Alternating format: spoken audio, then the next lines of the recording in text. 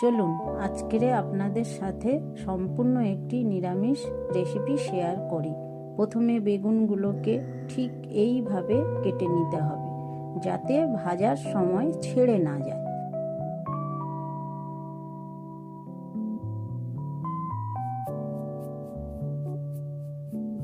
এরপর ভালো করে নুন হলুদ মাখিয়ে সর্ষের তেলে ভেজে নিতে হবে। এখন একটি পাত্রে টমেটো কুচি, আদা বাটা, হলুদ গুঁড়ো, ধনে গুঁড়ো, লবণ ভালোভাবে মিশিয়ে নিয়ে গরম হয়ে আসা তেলে শুকনো লঙ্কা ও কালো জিরে ফোড়ন দিয়ে মিশ্রণটি ঢেলে দেব।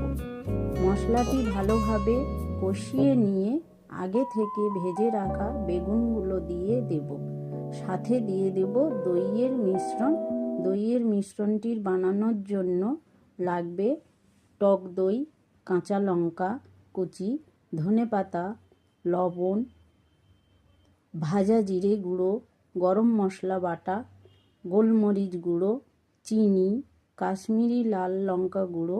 এরপর ওভেন বন্ধ করে ঢাকা দিয়ে দিলেই তৈরি দই বেগুন।